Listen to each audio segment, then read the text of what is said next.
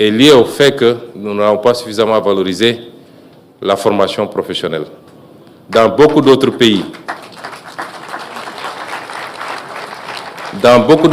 parmi lesquels je peux citer la Suisse que j'ai eu à visiter, 80% du cycle fondamental est orienté vers la formation professionnelle. 80%. C'est à peu près les mêmes ratios dans un pays comme le Japon.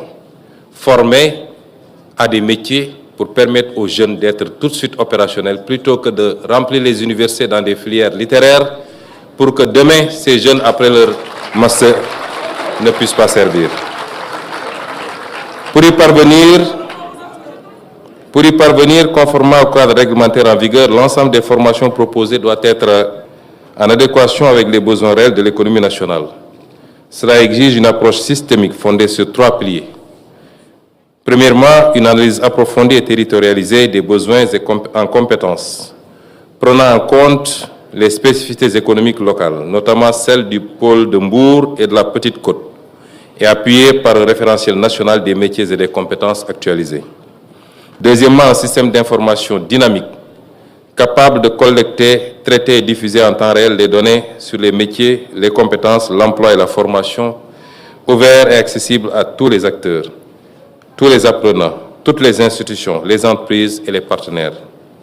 Troisièmement, des observatoires du marché du travail dans chaque pôle territorial, chargés de suivre l'évolution des métiers, d'anticiper les compétences émergentes et de transmettre ces informations aux établissements pour adapter en permanence leur curricula.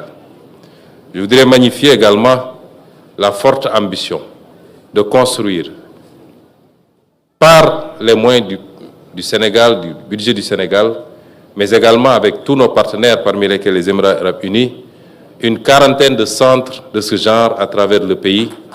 Et je pense que dans les 2 ans à venir, beaucoup de ces centres seront opérationnels et livrés.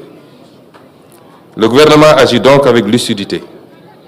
La lucidité nous permet de voir que des défis structurels subsistent. Le référentiel national des métiers et des compétences reste à finaliser. Le système d'information intégré doit être consolidé et la synergie entre les différents instruments de l'État mérite d'être renforcée. Ces contraintes ne doivent pas freiner notre détermination, mais au contraire nourrir notre engagement à transformer durablement le système de formation professionnelle et technique. Cette approche implique également de créer une synergie réelle entre les différents instruments de l'État que sont l'ONFP, le 3FPT, la DRFJ, l'APIX, l'ADPME, l'ANPEJ et autres structures d'appui. Leurs interventions doivent être interconnectées et converger vers un objectif commun, celui d'adapter les formations aux besoins de l'économie nationale et jalonner efficacement le parcours de chaque apprenant, de la formation à l'emploi ou à l'entrepreneuriat. Le gouvernement s'engage à finaliser dans les meilleurs délais ces outils stratégiques qui transformeront durablement notre système de formation. Monsieur le chargé d'affaires de l'ambassade des Émirats arabes unis, soyez mon interprète pour exprimer la plus profonde gratitude du gouvernement du Sénégal à son Excellence, Monsieur l'ambassadeur des Émirats arabes unis, qui n'est pas présent aujourd'hui parmi nous parce qu'il a été obligé d'aller accueillir son Excellence le président Bassirou Diomaye Diakhar Faye aux Émirats arabes. La coopération entre nos 2 pays connaît aujourd'hui une phase de consolidation stratégique, impulsée au plus haut sommet par leurs Excellences le président Mohamed Ben Zayed Al Nahyan des Émirats arabes unis et le président Bassirou Diomaye Diakhar Faye du Sénégal.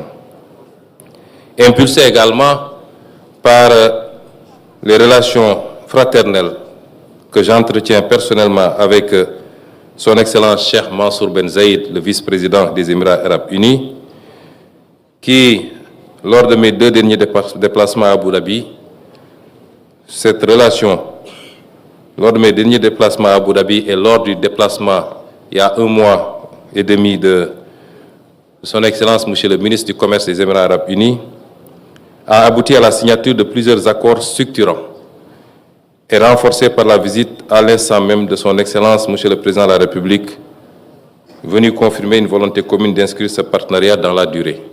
Des rapports rappelaient que lors de la dernière visite des autorités émiraties dirigé par le ministre du Commerce, nous avons pu signer des accords stratégiques dans les secteurs aussi stratégiques que les énergies, les nouvelles technologies, le domaine de la santé, le domaine de l'éducation, et cela témoigne de la qualité des relations entre nos deux pays. Et cette coopération n'est plus seulement solidaire, elle est structurante, stratégique et tournée vers l'investissement productif, notamment dans le capital humain. Monsieur le directeur général de la Fondation Cheikh Khalifa Ben Zayed Al Nahyan, je rends un hommage appuyé à la Fondation Cheikh Khalifa, dont l'engagement visionnaire, la constance et la générosité sans faille ont permis la réalisation de ce centre.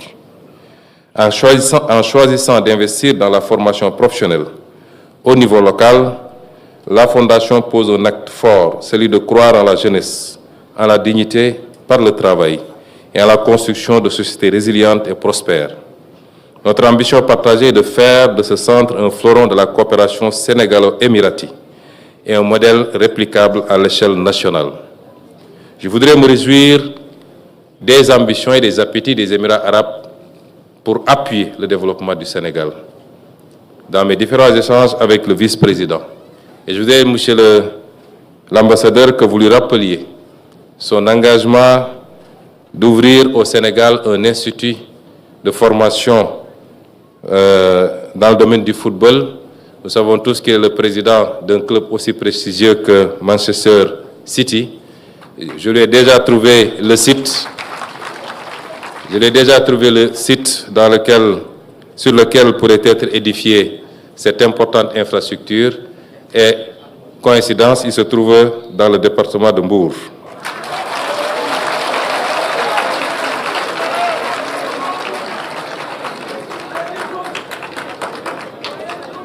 Chers apprenants, ce centre est avant tout le vôtre. Il est un investissement pour votre avenir, mais aussi pour celui de votre territoire. En vous formant ici, vous devenez des acteurs du développement local, des piliers de la transformation économique et sociale de votre région. Le Sénégal croit en vous. Il investit en vous. À vous, désormais, de faire de ce centre un lieu d'excellence, de discipline, d'innovation, de réussite et de citoyenneté. Mesdames et messieurs, en inaugurant ce centre de formation professionnelle, l'État du Sénégal réaffirme avec force sa détermination. La formation professionnelle n'est plus une voie de défaut, n'est plus une voie par défaut. Et je veux m'adresser aux jeunes particulièrement. L'avenir, c'est la formation professionnelle. Avoir un métier, être qualifié, pouvoir être employé immédiatement ou s'auto-employer, entreprendre, c'est ça l'avenir. L'avenir, ce n'est pas les longues études dans des filières qui ne vous qualifient pas forcément, mais c'est d'avoir tout de suite et maintenant un métier. Et c'est cela l'option désormais de l'État du Sénégal. La formation professionnelle est une voie d'excellence, de dignité et de souveraineté. J'exhorte donc l'ensemble des acteurs, collectivités territoriales, secteur privé, partenaires techniques et financiers, formateurs et